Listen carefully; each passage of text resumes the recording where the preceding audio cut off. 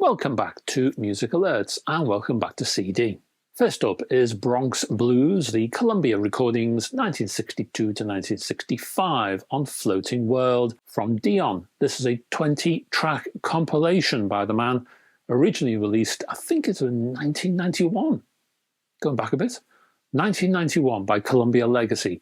It gathers his Columbia recordings from the period, including several previously unreleased tracks, and marked a major reappraisal of this period of his career. It captures Dion's transition from teen idol to serious blues and R&B influenced artists. So you get highlights like Ruby Baby, which is a top 10 hit, or was a top 10 hit, Donna the Prima Donna, one of his biggest Columbia singles, plus powerful blues performances of Spoonful, The Seventh Son, and Don't Start Me Talking. Next is Faith, NYC, and Love Is a Wish Away on Creation Youth, the latest album from the New York collective led by bassist, singer, and songwriter Felice Rosser, who offers commanding, soulful vocals with a fusion of punk attitude and reggae rhythms. Think Patti Smith's The Clash attitudes, Holly Cook, or the dub productions of Adrian Sherwood. Next we have 25, or as this is presumably French, 25, pièces sans vide, is it? I hope. Is a 3-CD set by the French free improv collective Le Un, released on the independent Unrec label. Rather than being a conventional band, Le Un is a 25-member improv collective founded by bassist David Chiesa. I think it's Chiesa. In 2012, the album itself, the title, translates as 25 pieces without emptiness, or if you like, 25 pieces without void. You could call this jazz, but it isn't really, not in the conventional sense anyway. Dense collective textures you'll get, rather than solos, extended instrumental techniques, electronics blended with acoustic instruments, long-form listening. That rewards patience, I would say, an emphasis on texture, space, and the interaction of melody and rhythm.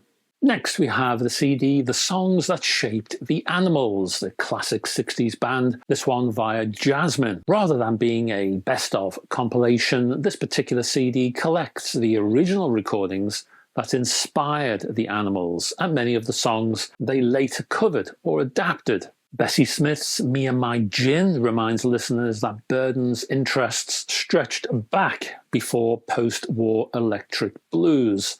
Nappy Brown's The Right Time shows where Burden absorbed some of his gospel-inflected vocal attack. The inclusion of both Dylan tracks, House of the Rising Sun, of course, and Baby Let Me Follow You Down, illustrates how quickly the Animals picked up contemporary folk material alongside older blues. Next up, for the New Island Records 2CD Deluxe edition of the Cranberries, everybody else is doing it, so why can't we? It's much more than a straight reissue, is this one. It's one of the most substantial revisits of the album since the 25th anniversary box set. This is the original 1993 album, but newly remastered by the album's original producer, Stephen Street, and at Abbey Road Studios, no less. Should fans buy it? Well, it depends on which version you have. If you have the original 1993 CD, then yes, you get improved mastering plus an entirely new stereo mix. The 2002 complete sessions, well, you'll already own many of the studio bonus tracks, but the new mix and the previously unreleased live material make this worthwhile. How about the 2018 25th anniversary edition? Well, there's some overlap in bonus material, but the new Stephen Street remix and fresh remastering are the main attractions. Next up, we have Hero Street, the 12th album by Americana folk singer-songwriter David G. Smith. What makes the project particularly interesting is that Hero Street is tied to a 9-part documentary film produced by Emmy award-winning filmmakers Fourth Wall Films. The series tells the true story of the Hero Street Memorial Monument in Silvis, hope that's how you pronounce it, in Illinois, which commemorates the extraordinary number of Mexican-American servicemen from a tiny 2-block neighborhood who served, and many who died, in US military conflicts. Smith wrote the title song to reflect the themes of sacrifice, family, and community. Musically, you're getting contemporary Americana with strong folk and roots influences, acoustic guitar, resonator guitar, and understated arrangements. Lyric-driven songwriting, you're going to get that too, rather than flashy production. Next up is Dream Me a Dream from Tucker Zimmerman, an album release that's draped in sadness. It is his final studio album, completed in 2025, but released last month in 2026. It arrives only months after Tucker and his wife and creative partner, Marie Claire, died in a house fire, rather tragically. Several of the pieces on this album date back to the 1960s, while others were written during 2024-25. Zimmerman also set some of his own poetry to music, including the title track, which draws on poems from his first book, When in Flows the Sea. For long-time Tucker Zimmerman fans, Dream Me a Dream feels less like an attempt to sum up his career than a final notebook of reflections. It's warm, eccentric, quietly experimental, and unmistakably his own. Next up, we have The Garden, the latest album by Margareth, Kammerer, I hope you pronounce that name correctly, or hope I have, rather. An Italian-born vocalist she is, and composer who has she's lived in Berlin since the mid-90s. She's best known within the European experimental and improv music scene. Her music combines song, improv, surprise, chamber music, folk influences, and avant-garde composition.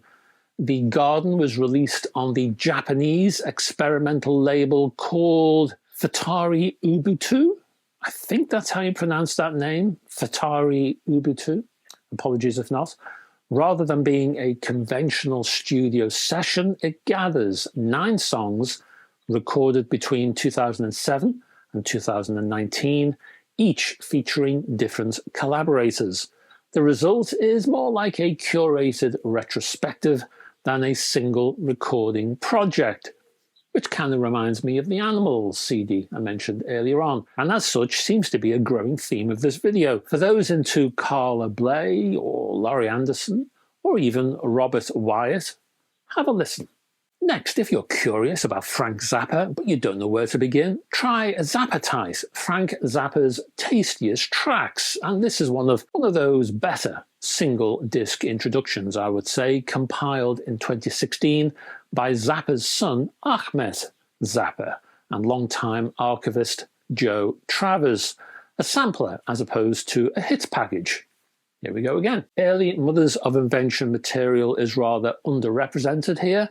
There's relatively little of his extended jazz improv. Complex live performances, which many fans consider the heart of Zappa's legacy, are mostly absent.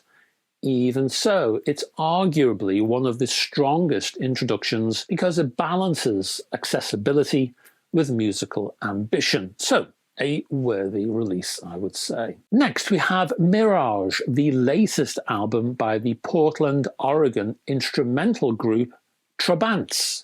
It completes what the band describe as a psychedelic trilogy that began with Freak Out in 2015, continued with Mantra in 2024, and, well, unlike many surf bands, and I guess that's what this band is, their music is more cinematic than beach party orientated, often recalling film composers such as Ennio Morricone and Bruno Nicolai. Mirage is probably one of the stronger instrumental surf psych albums of 2026. It leans more towards sophisticated soundtrack music than traditional reverb-drenched surf. Next up we have, I'm going to have a go at this, Beleza Pura.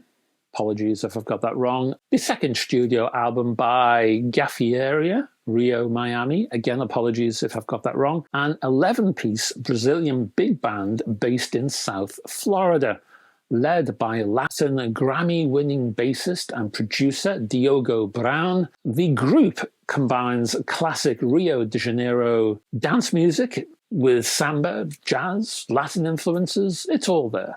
It captures the spirit of the dance halls while giving the music a contemporary big band polish. Next up, from UK outfit Fruits de Mer, we have an introduction to Sendelica, the new 4-CD retrospective from Welsh psychedelic rock veterans Sendelica, spanning 33 tracks.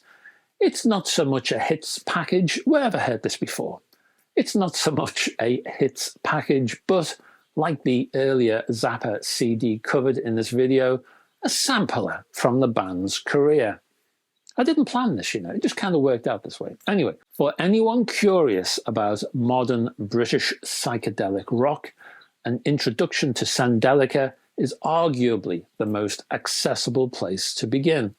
There we are. We have collections, samplers, accessibility. It's been one of those videos. Thank you very much for all of your support during these Music Alert videos. It's very much appreciated indeed. If there are any links or Bandcampy kind of links especially, I'm going to put those down below in the description. Have a little wander.